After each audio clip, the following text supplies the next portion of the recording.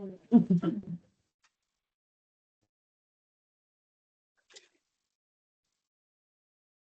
is this like, what is this thing we're doing right now? It's on developmental norms of little kids. Okay. Good morning, everybody. We'll be beginning in just a moment.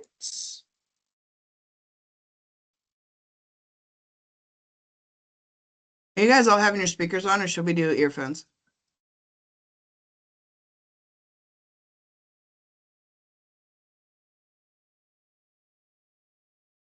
Well, that's what I'm asking. Should I put my earphones in? I think you just keep the sound on. I say go earphone. I have mine on. So do I. And just so that it drowns out if the dog starts barking.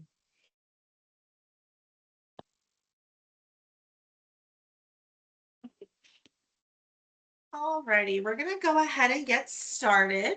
So you all will see, I just sent a chat in the meeting chat today with our housekeeping announcements. I am gonna run through these pretty quickly, and then we'll go ahead and pass it to our wonderful trainers today. So again, good morning. Welcome to our first IBHS Best Practices training of 2026, focusing on developmental norms. My name is Chasey Kearney. For those of you who've seen my name over email a million times, here's my face. Very lovely to meet you all. And I am your contact for today's training as well.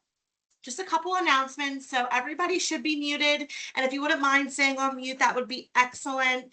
If you do have a question, we are encouraging questions to be held until the end of the training.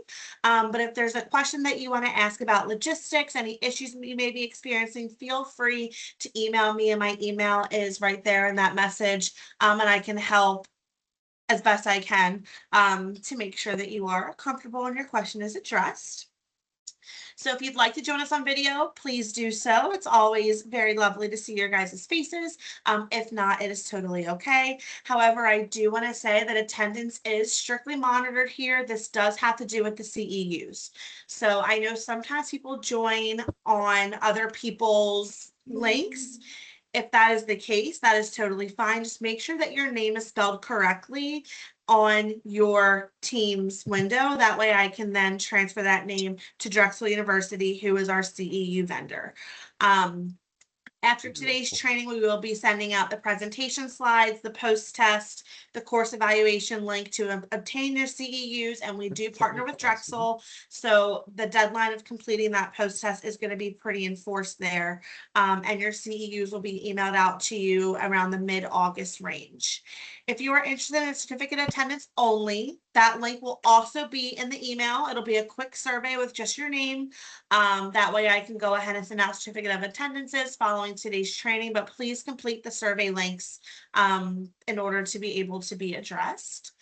Otherwise, thank you for joining us. Welcome again. I'll go ahead and kick it over to our wonderful trainers today. Thank you, Chasey. Hi, everybody. It is good to see your face, to see your name. So welcome to the June training. We're excited to be presenting developmental norms. I'm partnered this time, and I'm excited to be partnered with Dr. Jennifer Sokol. She's our child and adolescent psychiatrist, medical director. And we're hoping that this is going to be a refresher for you all. I think refreshers are important kind of boosters in terms of information that you use and you know in your everyday practice. Some of it might be new. Some of it might be like, oh yeah, I had forgotten about that. So we're hoping that this will all be helpful to you in some way or another. The learning objectives that we're hoping that you get from the training, Chasey, next slide, include describing factors that impact developmental milestones, identifying norm behaviors that appear abnormal in adolescence, and identifying systonic and dystonic forces within Erikson's stages of psychosocial development. Next slide, Chasey. This is our bios. You already know mine. It doesn't change whenever I have a presentation, but I was happy to add Dr. Jennifer Sokol. As I had said, she is our child and adolescent psychiatrist. Many of you have met her in shaping and peer-to-peer meetings. So this is just a little bit more about her in black and white. She is going to be kicking off our presentation, and then towards the end, she'll be passing it off to me, and then we will be opening it up for questions, trying to leave about 10 minutes. If we go over, which we try not to do, I try not to do, as you know, we can stay on if you can stay on. So with that being said, I will pass it over to Dr. Sokol. Unmuting myself would probably be helpful. Thank you for passing it to me. Good morning, everybody. You can go ahead with the next slide. So with child development, a lot of growth and learning happens in a child's first 5 years of life, as we know, but they do not happen in a linear fashion. Some kids are quick to use utensils or draw, but it may take longer to run, jump, and navigate stairs. Some kids start speaking at an earlier age, but have more trouble playing with other kids. For many, development across all areas, they'll even out by 5 or school age. Some, though, may need a little more time in certain areas, versus other kids can have an individual developmental timeline for reasons that we will talk about. But when I'm referring to normal child development, what's really important to understand is I'm not referring to the average, or more than 50% will do it. When we refer to normal childhood development, we're referring to when almost all kids would be expected to do something. So 99% would be expected to have acquired the skill. Only at that point would then somebody be considered delayed or behind. Go ahead with the next slide. And there are multiple factors that impact milestones. They're not simply straightforward, with family and environment also playing a role. Developmental milestones are often building blocks for future more complex skills. If a baby is restricted from movement, like kept in a car seat or stroller all day, they won't be able to develop the muscles they'll later need for rolling over or sitting up. And siblings in the same household may also develop at very different ages, develop skills at very different ages. A younger sibling might speak at a later age than an older one because the older sibling keeps talking for them. And a younger sibling may also run at an earlier age than the older sibling because their goal in life is just to keep up with that sibling, so they're not missing out. There's another thing that affects development, and that's if a child's born early.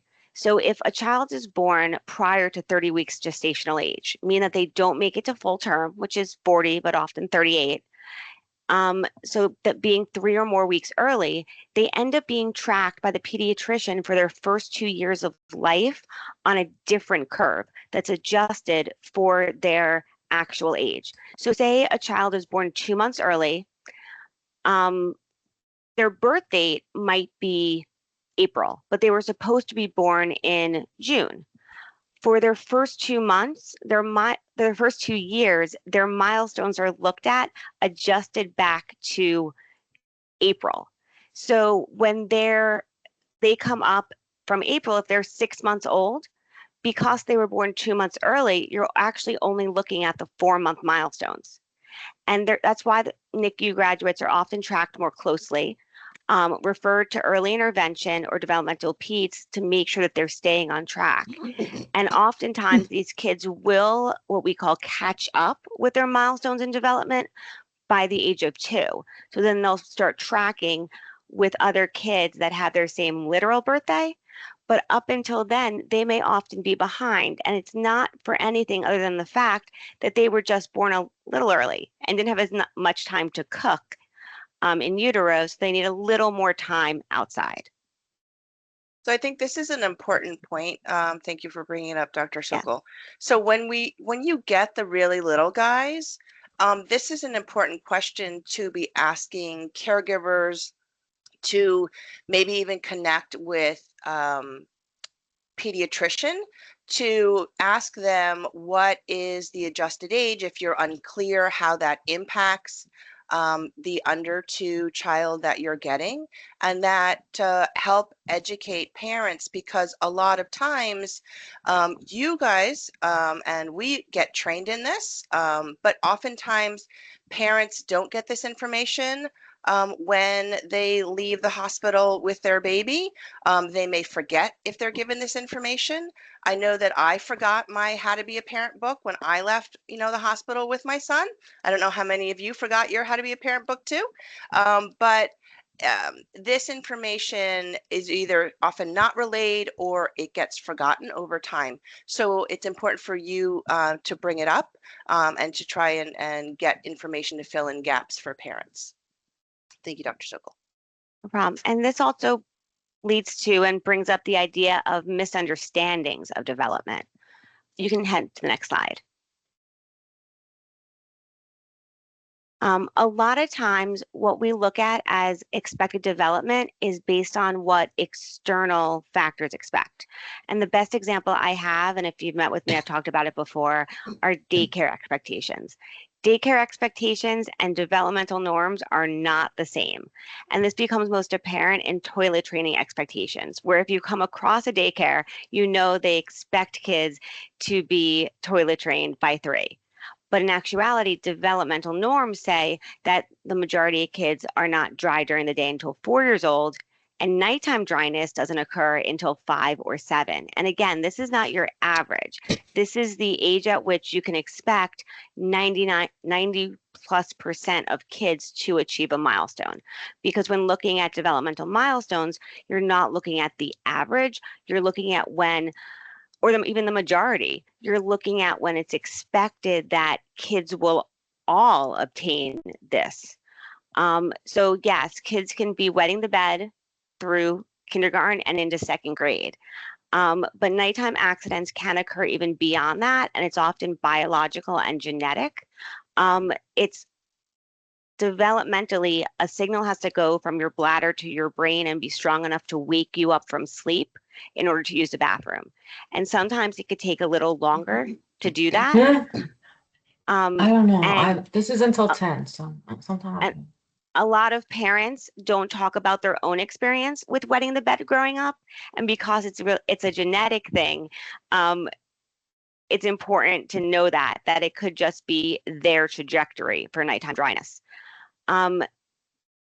These mismatches of expectations of development can also impact expectations surrounding sitting still or following directions or many other milestones.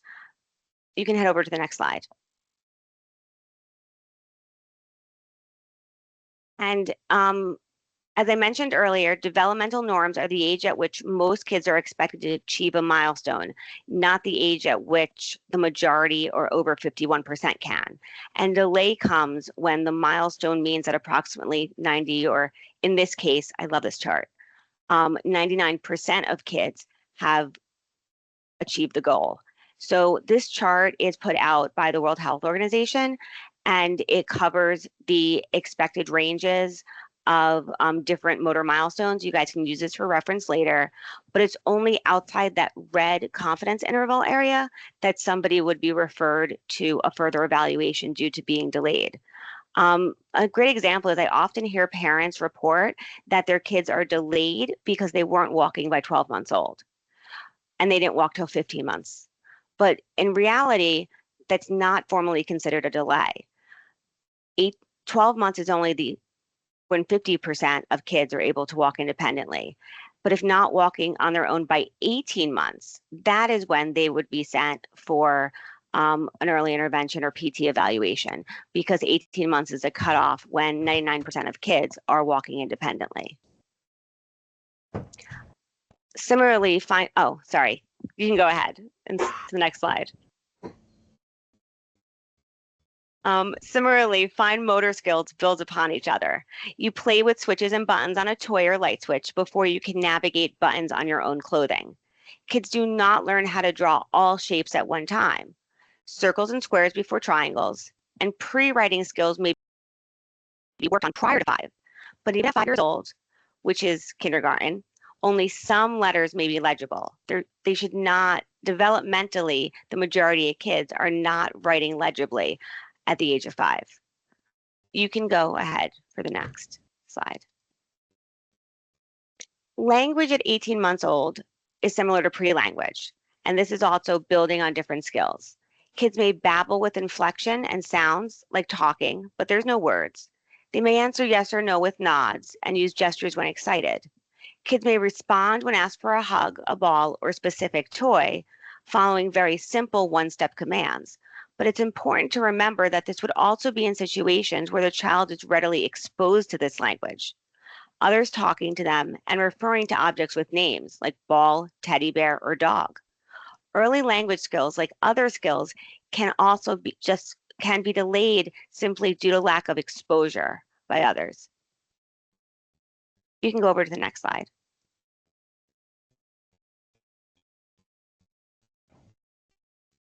There you go.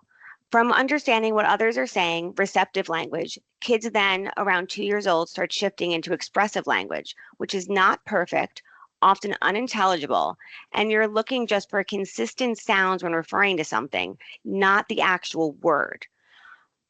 For those that have interacted with 2-year-olds, this is also the age where they understand what's theirs and are not shy to inform you that something belongs to them. My toy, my book, my doll, again, may not understand exactly what they're saying, but what they're referring to and the word they're saying starts becoming a little more consistent. You can go ahead to the next slide. With practice, like everything else, speech starts to develop. And at 3, you can maybe understand them, but again, they still might not be making sense, especially if it's the 3-year-old is new to you. They may repeat words over and over again, which could sound more like a stutter or echolalia in an older child, but it would just be considered normal expressive speech in a kid. They may give reasons for things, i.e. like no shoes on the furniture because it would get muddy, sunscreen because it's sunny outside. They start being able to connect why you're doing something, which is all to a point where they can kind of understand consequences and rules. Like you should not put your shoes on the couch and might tell you that the adults should not do that as well. You can, yeah, thank you. By 4 years old, speech becomes more fluid, less repeating of sounds, but they continue to have difficulty pronouncing specific letter combinations. There's a developmental order to how kids will develop language. So this is not actually a speech impediment or delay. It's developmentally appropriate for 4-year-olds to have specific, what we call articulation deficits, or specific articulation developments, which result in mispronunciation of words. This is also when kids start telling stories from maybe something they've seen or an experience they had at school.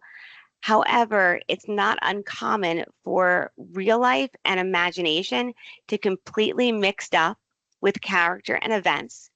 The story may not actually have an actual flow to it, and for an adult make absolutely no sense. Half of it may be their imagination, because to them, reality and imagination are all mixed up together. You can go ahead to the next slide. And then by 5 years old, stories start making more sense with characters connected to information and ideas. They might have a start, middle, and end. So you can actually usually follow it a little better.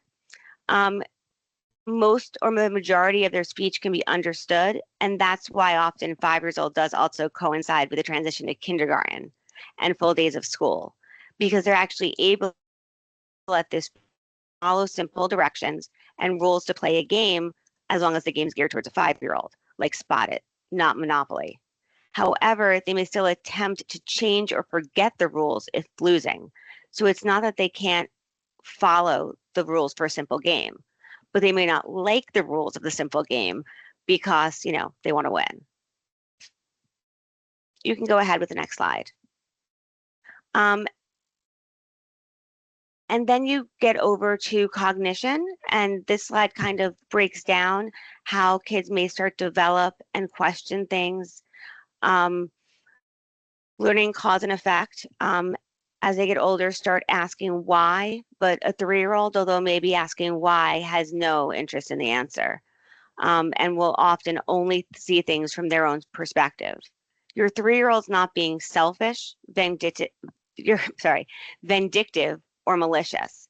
Developmentally, they only see things from their own way. And again, this is for the 99% of 3-year-olds. As they get into 4-year-old, they may understand things more, but they can still view any problem from that singular point of view. So they're not just ignoring someone else's feelings. What they see is kind of their perspective or one point of view, and they're not yet taking in other options. And then we get into sustained attention, which is also often a conversation and discussions I've had with a lot of people. How long can a kid actually sit and pay attention? And by 5, you can maybe get 5 to 10 minutes of a kid sitting still. If you're reading them an age-appropriate book, so something that has pictures that's actually interesting, telling a story during story time, that's about all they can do. Dr. Sokol, I'm sorry Yeah, to interrupt. I sorry. think it's important to kind of reinforce that piece that you had said. They can attain a sustained attention for maybe 5-10 minutes. And the key piece there is if the activity is interesting. Yes. So I know a lot of times we see goals about being able to sustain for non-preferred activities. But the question that I think needs to also happen is what is the time frame that you're seeing for the preferred activities? I think it's also important to keep in mind the research that's related to sex differences regarding males and females in terms of cognitive development and maturation rates, in terms of boys being a bit they take a Behind. little bit longer, and I know you're Um, going to address that, but I just want to put that out there now. No, I'm not. And again, all of this is based on the age at which the majority, because again, you may notice this trend that schools have shifted a bit. And in one point in time, 20 years ago, 30 years ago, expectations were based on when 99% of people would developmentally achieve a goal.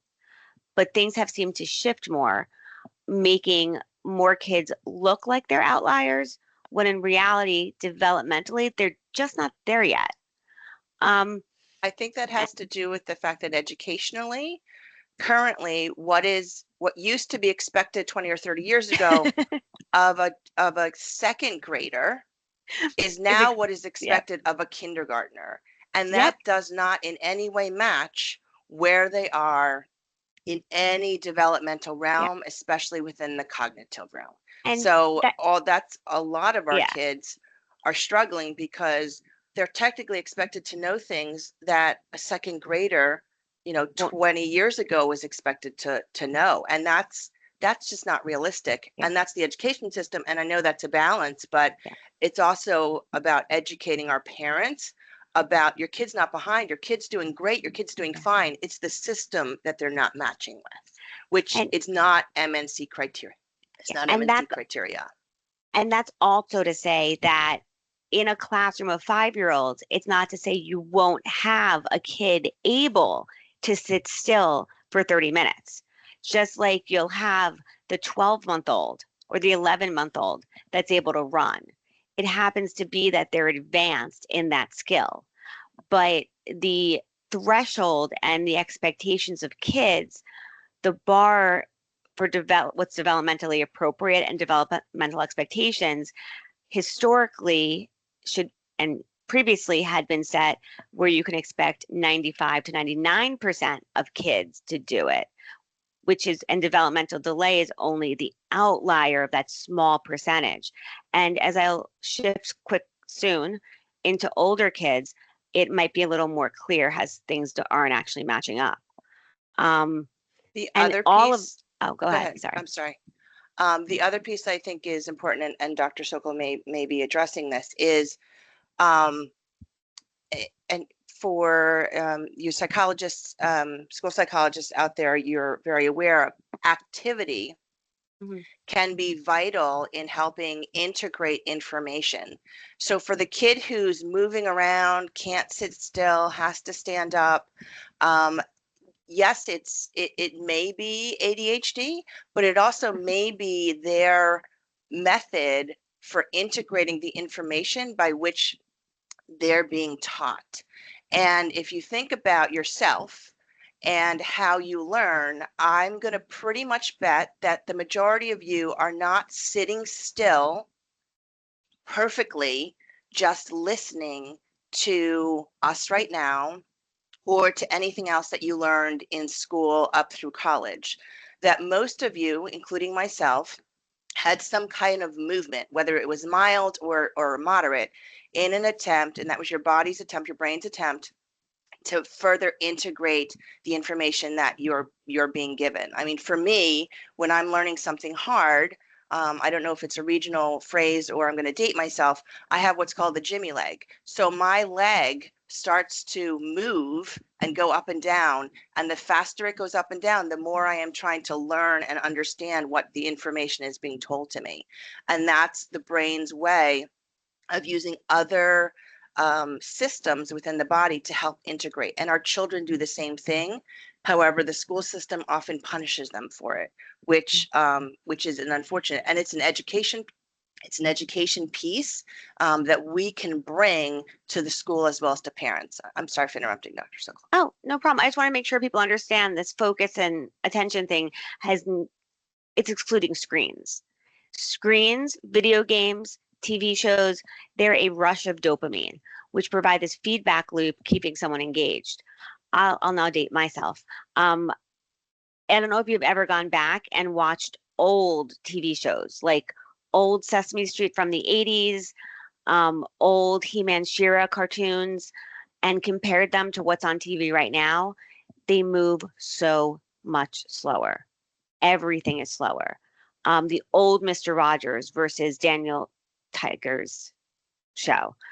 They talk slower. There's less action. There's less movement. There's not the dopamine rush. So if people argue, well, I did not watch that much TV, or it was easier for me to get away from it. It's true, because shows are now made. They go faster. They're brighter. Things are rapid. They're giving that dopamine feedback loop, which makes kids focus more, and adults, and they can sustain attention to it. So this is all separate from screens. And then next slide, sorry.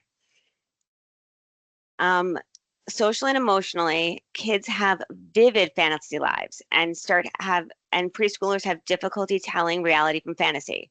Your 4-year-old may be interested in new things, but will often describe the unknowns as monsters or some other scary word. They'll say they're seeing monsters. They say it is a monster. That doesn't mean it's actually a monster. That's the way 4-year-olds describe something unknown to them that could be scary. There we go. Sorry, I lost my notes. Children, by 4 years old, children may also adjust their behavior to setting. So they may act differently at the home versus the park versus the library. However, this will only occur if they're in a household where there's different behavior expectations that have been set and reinforced for the child leading up to age 4 and continuing after. It's not where it just pops in a child's head at 4 years old. Wait a second, I'm supposed to behave differently in these settings. It's at 4 years old where they can actually independently behave differently in each of these settings if given the information previously and reminded about it at 4 that this is an expectation. At 4 years old, it's an expectation that almost all 4-year-olds are able to meet. However, it's important to remember that if a child is delayed in other social, emotional, or cognitive skills, the ability to adjust behavior for setting may also be delayed. So they may just need a little more time. And this is one of the reasons that the skills generalization across settings is so important for IBHS. So although parents are saying things are fine at home, things are fine in the community, the problem's only at school, this is the reason at this age and older, it is really vital to be able to get in on a regular basis with, BC in person is ideal. BHT is, I think, a very critical component of IBHS because it's actually the true role modeling and in vivo mentoring and correcting and coaching aspect of IBHS, which I think is really the key. Kind of BC is the lead, but BHT is the hands-on. And this is the reason that that piece is so critical to IBHS and is really the critical component to helping support the skills generalization that is the basis of IBHS. You can head over to the next slide. And I know with doing IBHS, developmental stages of play will often come up, what stage the kid is at, what the stage the kid needs to go to. And kids will build up cooperative stages of play where someone's interested in build up to cooperative stage of play, where someone's interested in both the peer and the activity. So the activity actually needs to be something the child's interested in for them to engage in cooperative play. And they also will want to actually socialize with the peers. So in order to do cooperative play, you have to, or engage in it, you actually have to have both the components, something you're interested in and somebody you actually want to hang out with. And similar to other developmental milestones, cooperative play is something that you can build up to. So you learn other play skills till you get to that skill. However, children can move through stages of play as part of development, but once achieving cooperative play, they may still engage in the other types of play, especially when in a new situation, like the game being played is unknown to them, or it's a new setting or social situation with unknown peers. Achieving cooperative play means that in a situation where the child is both interested in the activity or familiar with it, and the peers are known, without concern for a history of bullying or negative memories of the situation, they will engage and participate in the activity. Similarly, it's developmentally okay if a kid feels shy at times and just wants to play alone.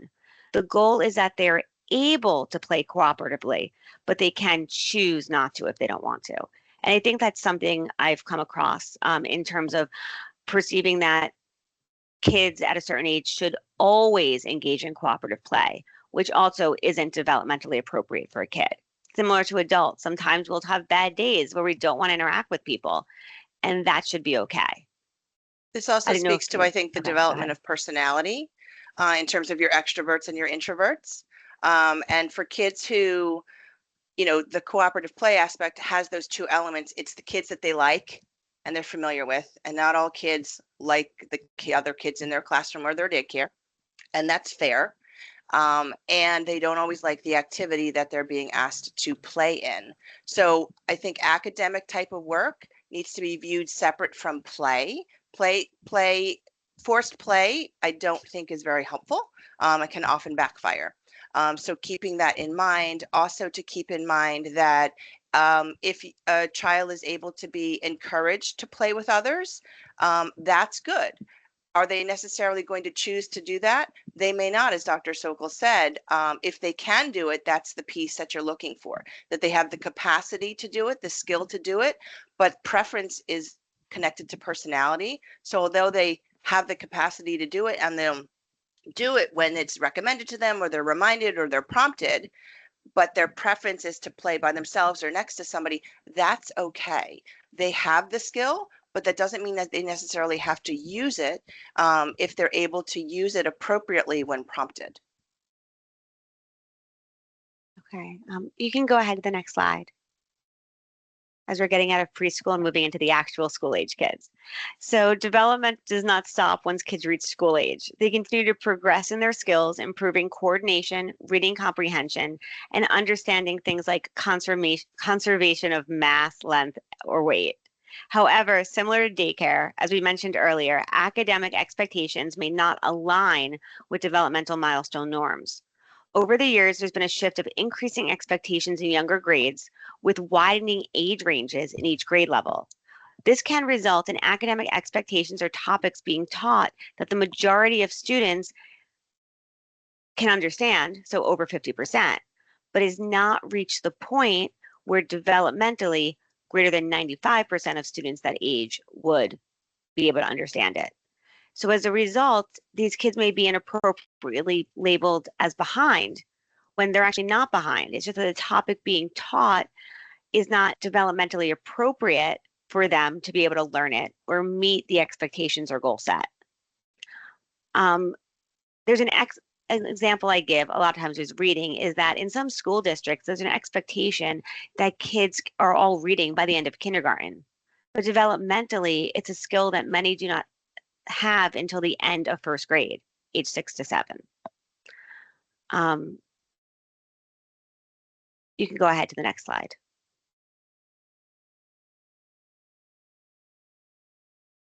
And moving on to social and emotional development, sibling jealousy happens in early elementary school, including increased competitiveness, increased importance of friendships. This is all normal kid development. They're not being rude. They're not being mean. I mean, they come across sometimes as mean, but it's appropriate to look at your sibling and be jealous of something they're getting. This is when kids start being competitive in sports, but they also start valuing their friendships. As they move on, they're having and sharing their opinions more, developing their own sense of self that may be different from parents. And moving towards middle school, they can also start to develop conflicts with parents over hobbies, culture, and peer groups becoming more important. They can also sometimes experience culture or religious conflicts concerning roles or expectations, which continues and gets larger sometimes with transition into adolescence.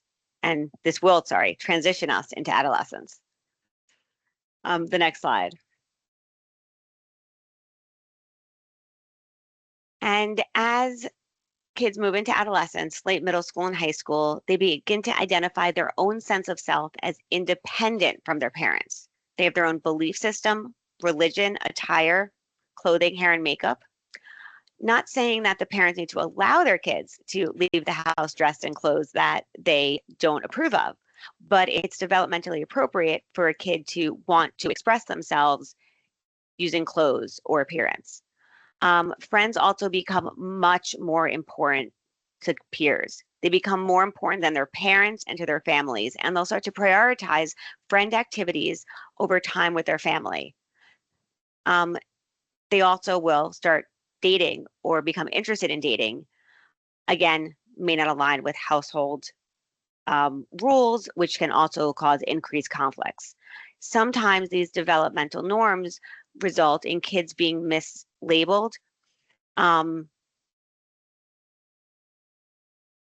Sometimes these developmental norms can result in kids being mislabeled as behavior problems or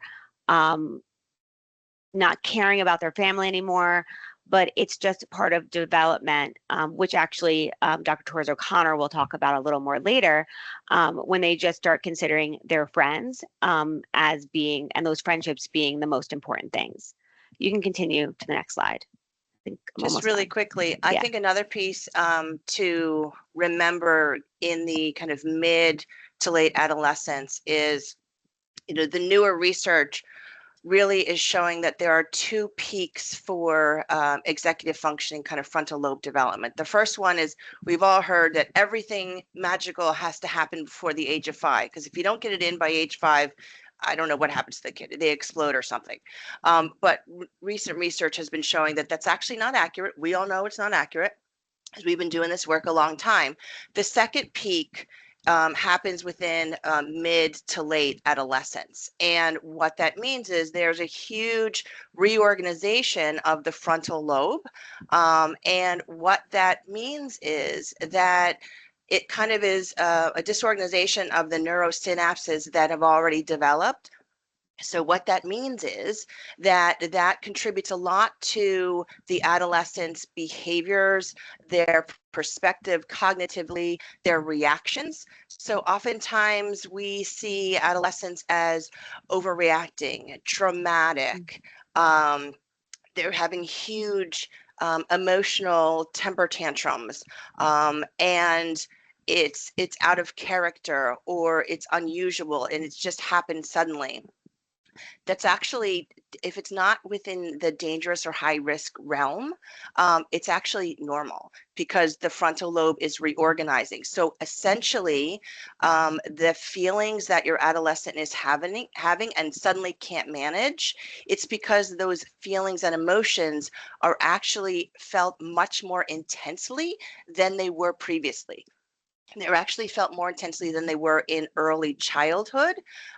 So their reactions, really, it's important to be supportive of those reactions. Emotional regulation modeling is important to kind of start again. A lot of times we say, oh, well, they had these skills and now they've disappeared.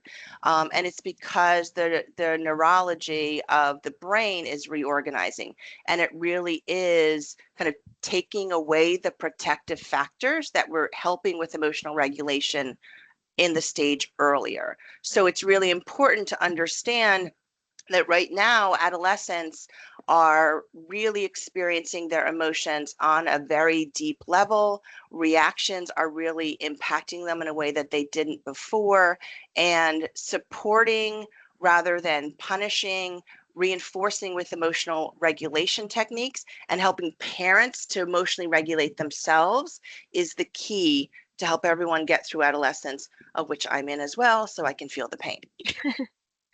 And that actually brings us right into our next slide, where adolescent development with addition of puberty includes significant changes in body and appearance, resulting in kids often feeling self-conscious, thinking everyone's looking at them.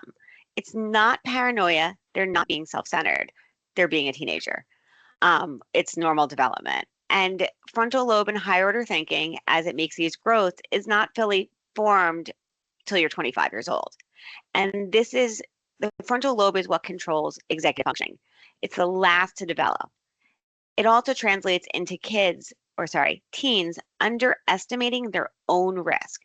Even if they can logic out to you that a situation is risky, driving under the influence, speeding, not wearing a seatbelt, for whatever reason, when it comes to their own individual and personal risk, if they're engaging in these activities, they do some sort of weird math and it doesn't compute out, which is part of why car insurance rates for teenagers are so high, especially with boys. They're extreme if you have a son that starts driving.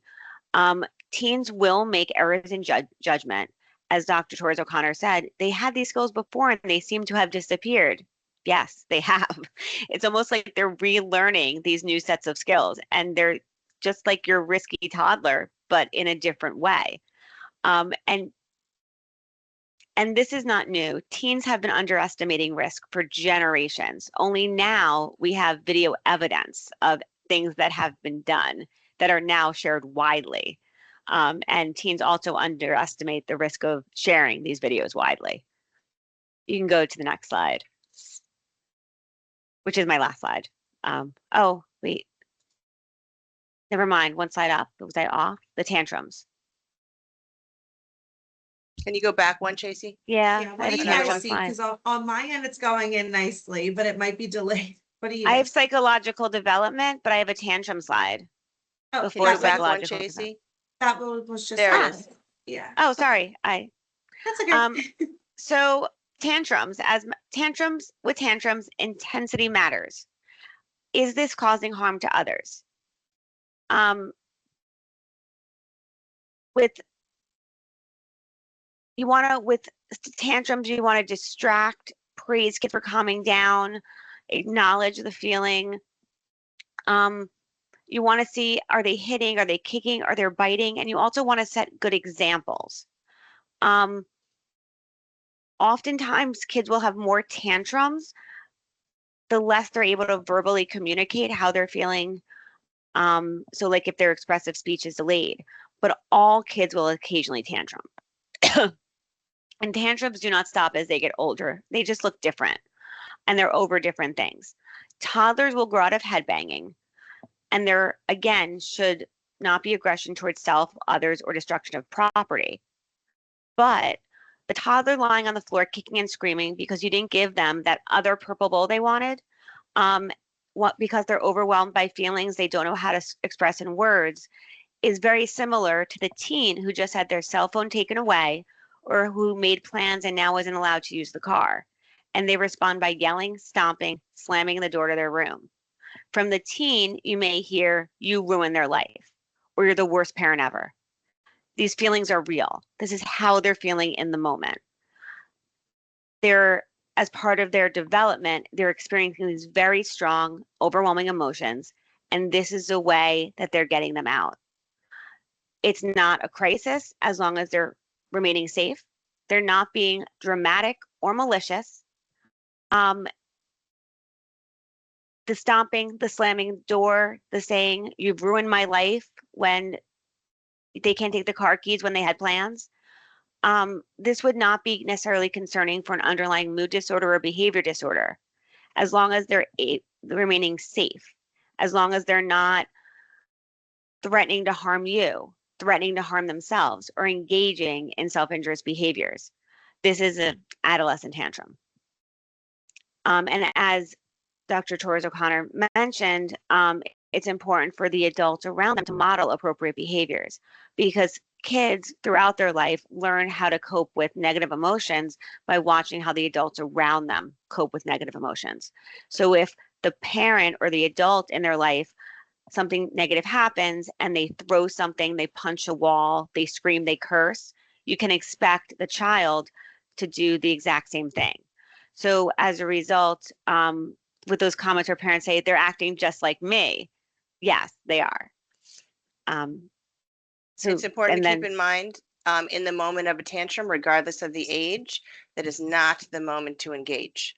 Allow the individual to decompress, because their brain is essentially shut down. They're not going to be receptive to anything. So it's important to work with parents, caregivers, as long as the child is safe, to let them get through the feelings and the tantrums. Again, as long as it's safe, and then to circle back. If you try and reason or question or reprimand or do any type of engagement in the moment of a tantrum, you're actually going to intensify it and you're going to make it longer.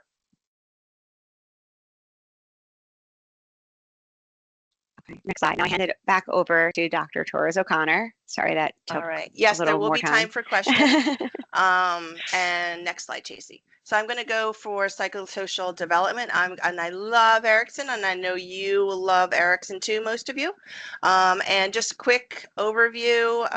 His psychosocial development stages were introduced in the 1950s. They actually account for the entire lifespan, which was the first developmental theory of its kind. We're not going to go through the lifespan. You can go through adults, middle-aged and older adults on your own. We're going to be going through young through early adulthood. And what it looks at is each stage or age range is defined by two opposing psychological tendencies. You have your positive, your dystonic, and your negative, syntonic, and your negative, your dystonic. Next slide, please.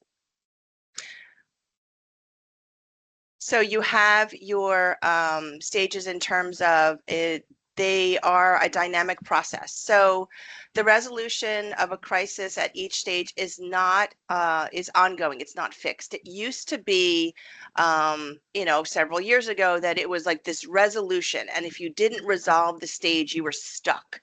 And the work of therapy was to figure out what stage you were in, help you resolve that so that you can kind of graduate and resolve the other stages to get to the age range stage that's appropriate for you.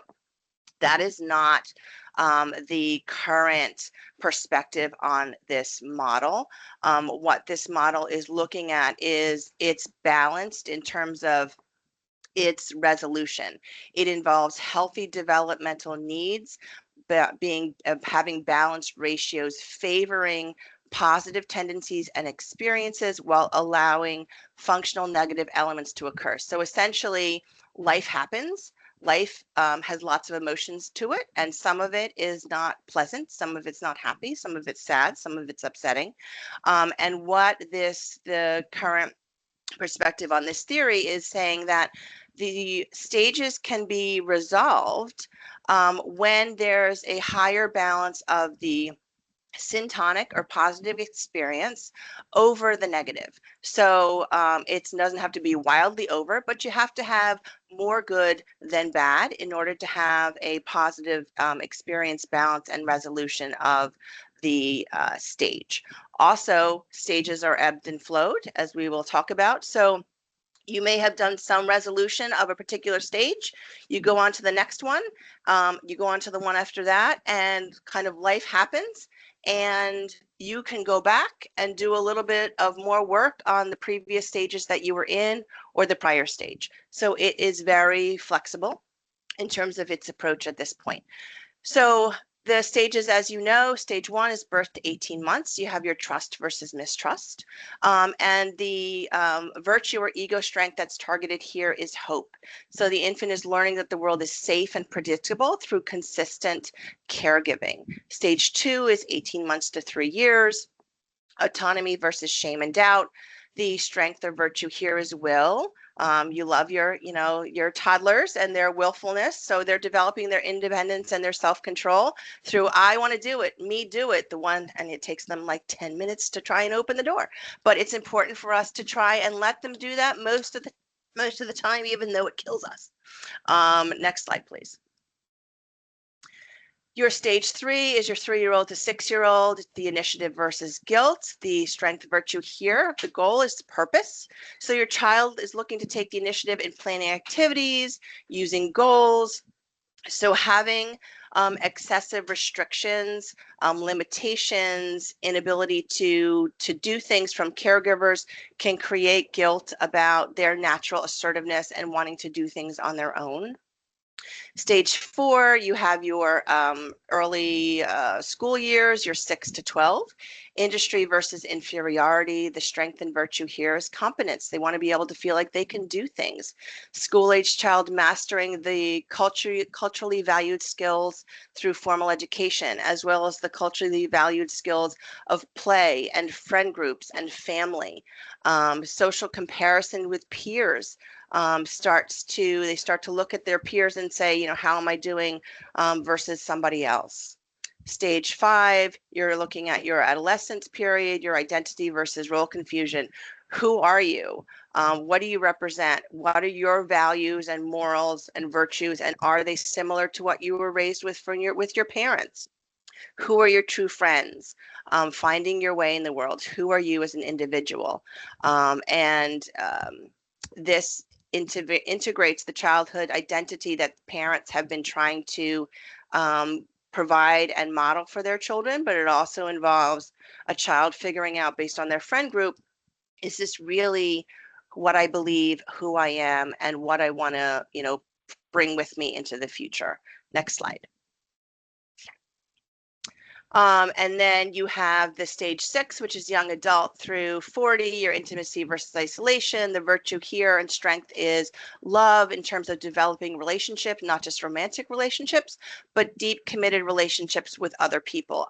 That's friendships, that is other relationships outside of romantic relationships. And it's helping to develop your own identity, but not losing yourself. So being able to be an individual within the relationship that you're in, whether that's romantic as well as friendship. I'm not going to go over the other two because they are not child related, but if you want, you can circle back on those. Chasey, next slide. Going to go through some real life scenarios of stage 1. You have your trust versus mistrust. So supporting trust, again, you're looking for more positive experiences than negative to support balance. You're looking at consistent presence of a caregiver. So despite working long hours, mom always returns to her baby, reassuring her infant that her absence is not abandonment. Mommy always returns. Mommy always comes back, and mommy is present when she is, even if she's tired. Again, it doesn't have to be 100% of the time, but most of the time there's consistency, there's predictability built in for the child. Mistrust would look perhaps like a caregiver who is overwhelmed, which many of our caregivers are. And when they're back with the child, they're not responsive, although they're attending to the kind of biological needs, changing diaper, bathing, feeding, giving fluid for drink, they're not making eye contact. They're not engaging. They're not mirroring the child. They're not creating emotional connection, and they're creating emotional coldness because they're struggling with their own mental health challenges or emotional regulation. Next slide. You're looking at your stage 2, which is 18 to 3 years old, 18 months to 3 years old. So again, it's the autonomy versus shame and doubt. What is a positive experience looking like? Helping your child to make simple choices. The parent to ask the child, do you want the blue cup or the red cup? At this age, choices are important. I think for kids in general, choices are important. Unlimited choices are generally not helpful. 2 to 3. Maximum is generally what little kids, adolescents, and me personally can handle, 2 or 3 choices of something. Otherwise, I get overwhelmed and other people get overwhelmed as well. So allowing the child to have choice, not for everything, but for things that, you know, this is not the hill you want to die on. Does it really matter to you whether they use the blue cup or the red cup? So parents to be able to pick their battles and help make choices available to their children. The dystonic experience would be excessive criticism for messes. Little kids are messy. Kids in general are messy. Adults can be messy. But scolding a child for making a mess while they're eating or an inevitable accident during potty training, if that's done on a more frequent than not basis, you're starting to develop and instill a sense of shame and doubt and guilt within a child in terms of their ability to function and develop their sense of self. Next slide, please. And then you have next stage 3, it's initiative versus guilt, ages 3 to 5. So your syntonic positive experience would be independent caregiving. When a child takes on a task, when they're asked and they're initiating to do simple things on their own without being asked, they're starting to build responsibility, they're helping out. This is great to reinforce even little things. The dystonic experience would be play repression. So a child is trying to initiate a game of tag, but told by adults or peers that they're being too loud, annoying, that they need to stop. It's going to cause them to withdraw. They're looking to engage, they're looking to initiate, they're looking to kind of start to develop a sense of leadership and self. And if it's consistently squashed or quelched, then they're going to struggle with being able to initiate and take responsibility for things. Next slide. Industry versus inferiority, you have your school-aged period, your stage 4. So industry, resilience is building. So a child experiences failure. Experiences are learning opportunities. So being able to work with caregivers to help a child to frame mistakes as not personal failures, but learning opportunities. And how people learn is through mistakes. But being able to support a child in understanding that mistakes happen, they're okay, it's how we learn, and encourage them to try again helps build resilience. Inferiority. And for this one, I pulled an example for individuals who are neurodivergent. So inferiority in terms of a child with ADHD or autism being forced into a standard fast-paced teaching style that doesn't match their processing speed, causing them to feel inferior. So being very mindful that our children who are neurodivergent have different learning styles, they have different learning paces, and it doesn't necessarily match the environment, whether it's home or daycare or camp or school that they're in.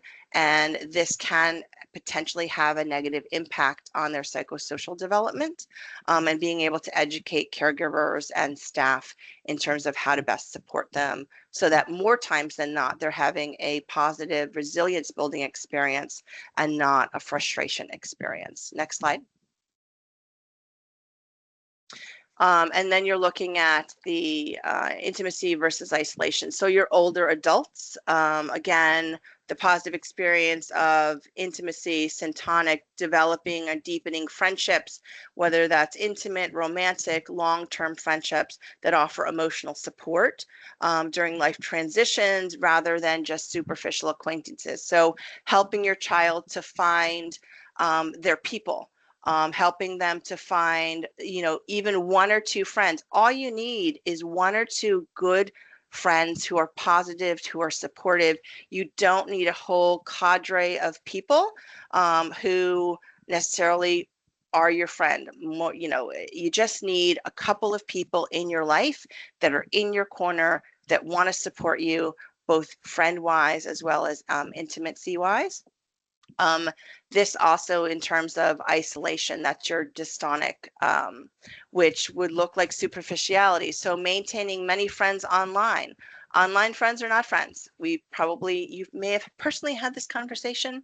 You professionally have had this conversation. We've all had this conversation many, many times. Online friends are not friends. It is a whole separate level, but being able to help support developing in-person friendships, neighborhood friendships. It is much harder these days for kids to develop friendships than it was when many of us were younger. The kind of neighborhood culture of just go out and play, you have kids in your neighborhood, they're outside, it is very different. So society has really built in a lot of structure for play dates or structured activities to get kids together. That's how kids meet these days in person. So it's important to help support parents and other caregivers in helping to get kids out there in informal situations. That's why I often ask that question that many of you might find frustrating of what community activities is the kid involved in?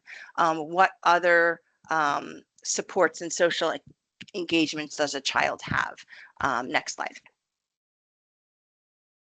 And this is just an important consideration overall, I think is important to kind of remind everybody in terms of developmental parameters of chronological age versus developmental age and mental age. So oftentimes myself and Dr. Sokol will ask of a child who seems to have some significant delays, do you have a full scale IQ? And that's important because full scale IQ provides you with the parameters of what is a realistic cognitive and developmental expectation for a child.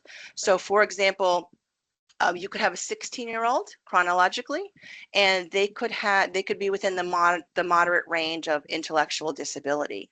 They're not developmentally or cognitively going to be on par with your average 16-year-old who has average full-scale development. They're going to be within the 8 or 9-year-old range.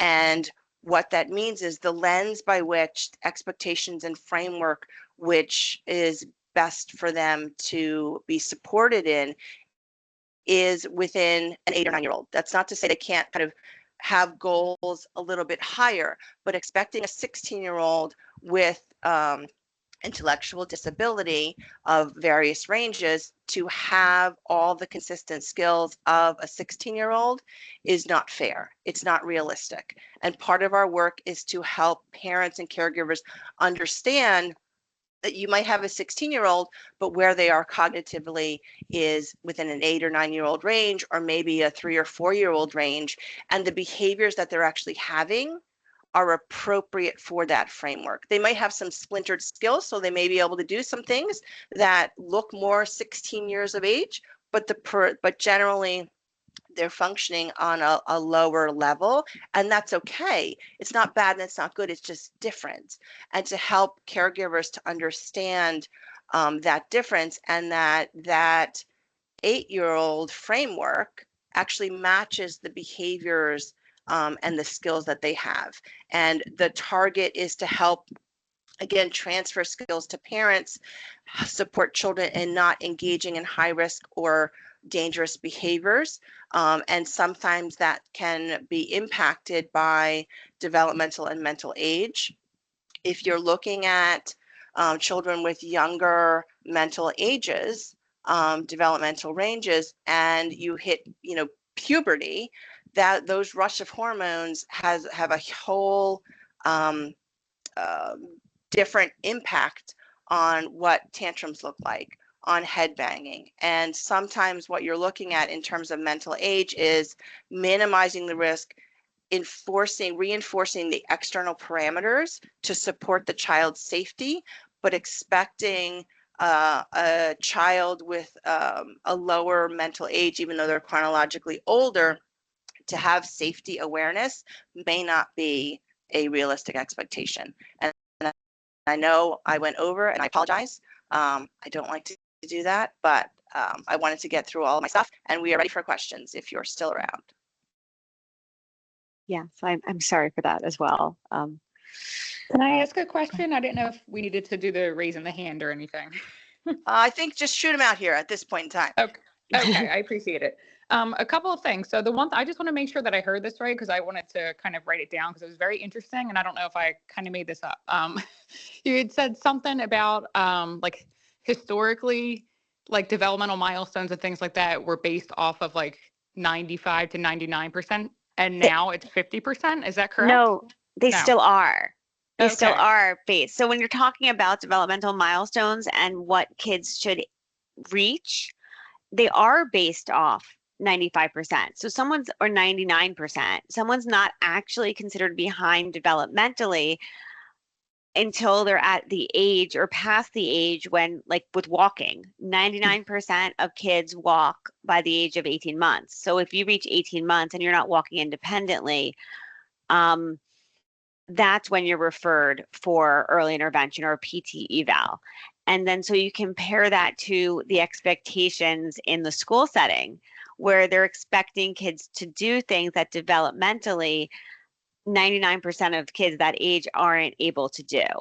And Yes. sometimes people misinterpret 50% or 51% or majority, like as in the majority of 6-year-olds can do this. And if you can't do that and the majority can, that means you're behind. But in developmental terms, you may not be. It's Got just it. that the expectation is inappropriate. Absolutely. So then you're Yeah. you're saying that not like factually, but most like education systems and things like that are kind of They've messed up shifted. in that we go based off of the average. It's almost like people see the average Yes. as the norm versus the 99%, which I completely Exactly. agree. I just didn't want to make that up. No, Okay. exactly. And that's exactly it's but it's because the education goals are not based on developmental norms. And when people think of developmental norms, for whatever reason, people always think of quote unquote average. And if you're not above average developmentally, then there's an issue. But that's not the case. And the best case for why average doesn't matter is like the growth chart. Like if you're below 50%, it doesn't mean there's a problem on your growth chart. It just means your family's short. And Yeah. I'm a small person. So exactly. So there's not an issue. It's just you want to be within the 99%. So 99% of people your age are able to do this. Great. If you can't do something 99% of people your age can do, is there a reason? Because there might be. Or in either way, that would be a referral for intervention. But there's always concern that kids are inappropriately being identified as developmentally delayed when they're just they're just 6-year-olds. Yes. Now, do you And have, it's if you in don't mind me terms of asking, are there school? resources? Oh, I'm sorry. Just in terms of school, keep in mind that the expectations have moved ahead 2 years. Yeah. So 2 that years. like Yes. kindergarten, kindergartners now are expected to be doing what second graders were 20 years ago. And that follows, so everything's been Mhm. moved. Yeah. So the fact that there are more children, it seems like there's more children who are struggling. It seems like there's more children who are behind because development hasn't changed, but educational expectations have, and they're a Wow. mismatch. And to give you an example, back to date myself, I graduated high school in 99. So if you were advanced in mathematics back then, you would be in pre-algebra in 7th grade and algebra in 8th grade. Now, if you're advanced, the highest you could be slightly, you're in pre-algebra in 6th grade. Mhm. But the kids haven't changed. Like it's not where these And kids are cognitively, developing these most skills of them younger. are not able to do that type of work. And if they are, it's mostly girls versus boys, Mhm. again, because boys are a little bit, they take a little bit more time to catch up. They eventually do. I think the other piece to keep in mind, though, in terms of the work within IBHS, is our goals are not to get children necessarily to developmental norms. Our goals within IBHS are to go in, assess behaviors, skill deficits, find strategies and interventions that get the child on the right path to moving towards reaching goals and norms and skill sets and transferring those skills to natural supports. It is not to get them to those places ourselves as providers. It's to get the natural supports to understand what getting the child on the right path or the path to progress looks like, but not actually necessarily getting that child to that path or to that goal, because otherwise, most of the time we would never leave that child's side for their And academic career. I guess, and that's also the idea, then the idea of developmental norms for that person. And we always ask again for FSIQ because comparing a kid with an FSIQ of 60 to an FSIQ of 130, you would expect them to have different abilities in terms of academics. And you can provide supports to help both kids need different supports to help the person who might be behind, to help them with math and to have them continue moving and continue to development. But you would not expect both kids to be on the same cognitive level in terms of the math class they're taking. Mm-hmm. But they're not both going to be in calculus in 11th grade. They shouldn't be. They shouldn't be. Do you happen to have resources, like kind of like charts to show the percent, like the average versus kind of the norms and resources like that to share? They'll get the slide deck. In the slide deck, I do have all the references at the bottom of the slide. Okay, thank you so much. With links. Thank you.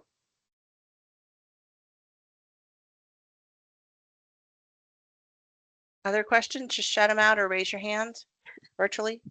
I know it's a lot of info. All right, Nicholas, you're up.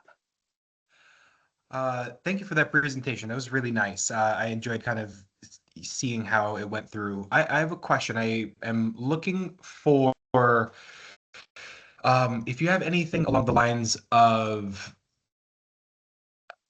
I'm trying to find a way to ask this question, of a data set or resources for behavior norms of similar to how you're mentioning of developmental milestones. Are there any data sets, any resources that compare, hey, 4-year-olds typically might engage in these kinds of behaviors at these rates, or anything like that, like tantrums at these rates? Are for you those talking things? neurotypical or neurodivergent? Both. Okay. I can, if you send Chasey your contact information, I have some things I can send you. That would be great. Thank you.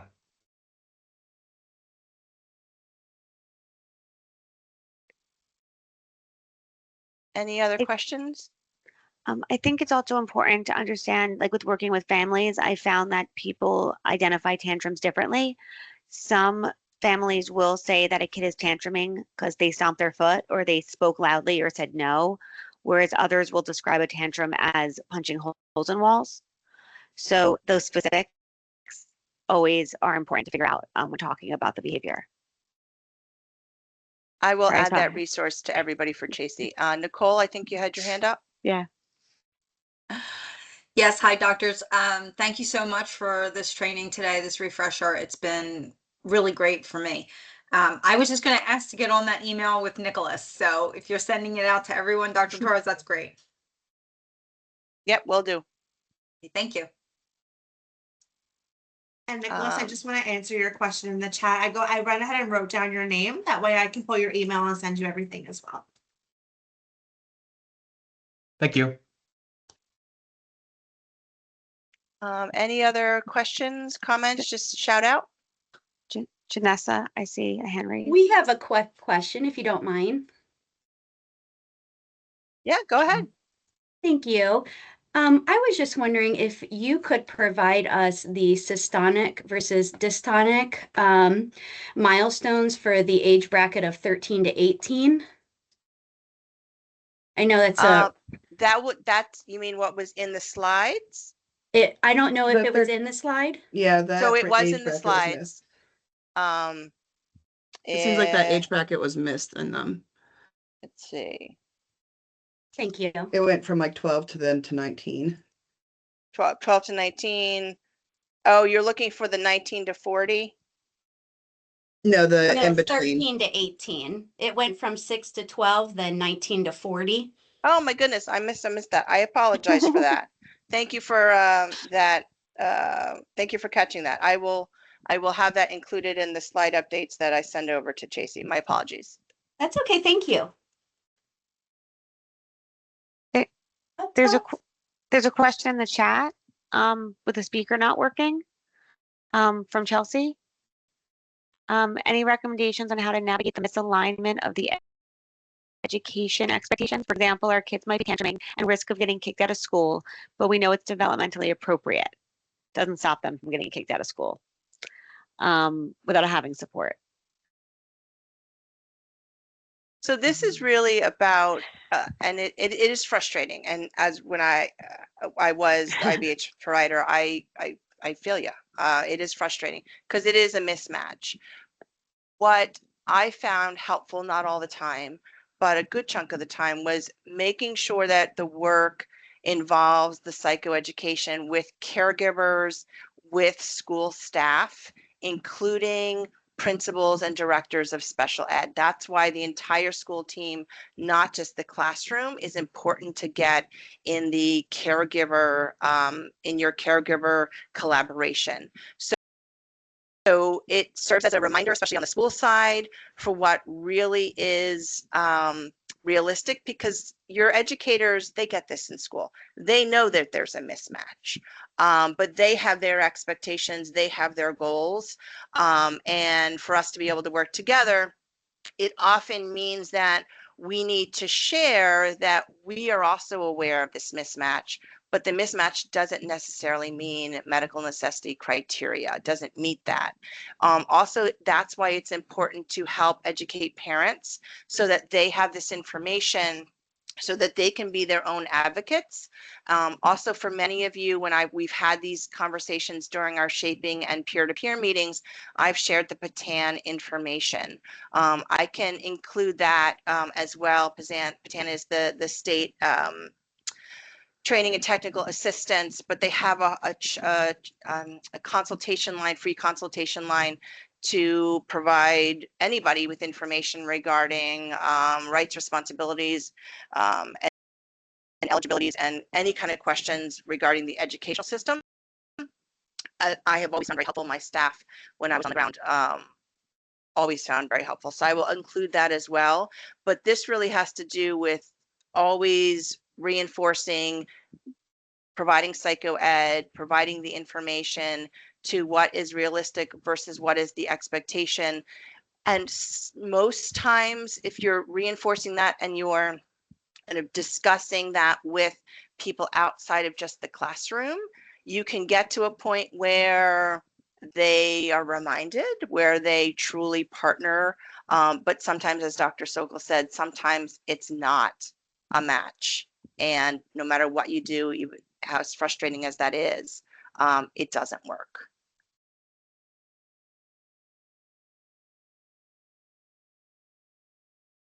Any other questions?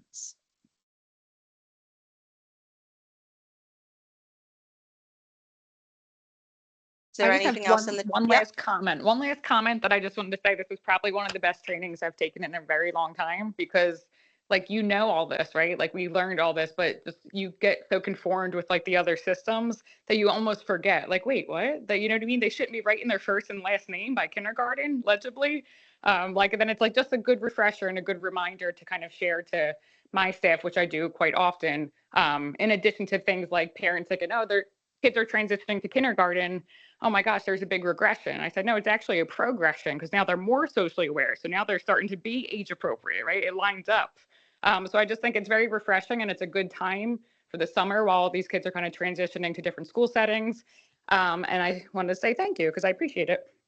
Oh, you're welcome. We're glad it's helpful. And keep in mind that I think the U.S. education system slowly is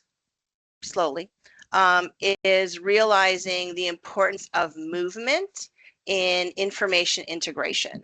And I know that Dr. Sokol's had some experience with school districts adjusting their curriculums and adopting curriculums that actually incorporate movement because of the understanding of the importance of movement in information processing, integration, and assimilation. So that's hopeful. I find it hopeful, at least. And educating, when, again, back in my days with my staff, educating the staff in terms of it's okay, I think it's, manageable if, Johnny needs his fidget or he needs to stand up during math class, as long as he's not disruptive or again a risk to others. It's how he integrates information, because if you think for yourself and your own experience, the majority of people, 99% of people, do not simply integrate information by sitting and doing nothing, like not moving at all. That's mostly not how the majority of us integrate, assimilate, and accommodate information.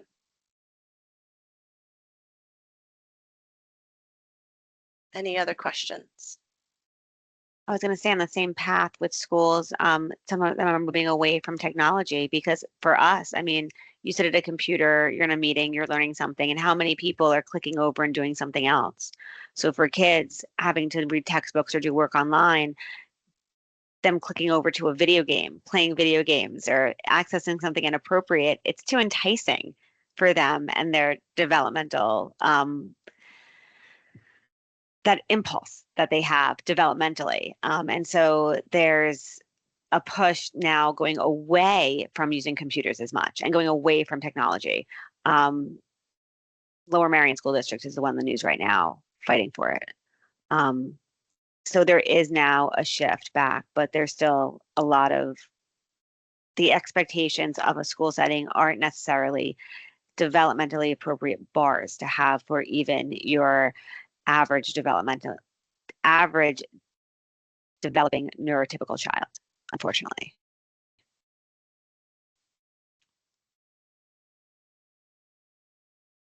And I know we're over a lot, so. We thank you for staying on. Any other questions?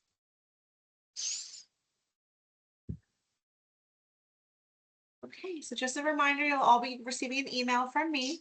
And if there are any other questions that you may have, feel free to go ahead and email them to myself or one of our wonderful trainers, and we can go ahead and answer them as well for you guys. But if there's anything else that you need, please let us know. Otherwise, amazing training. Thank you so much to both of you as always. And we look forward to the next event. Thank you, everyone. Have a good day. Thanks. Bye.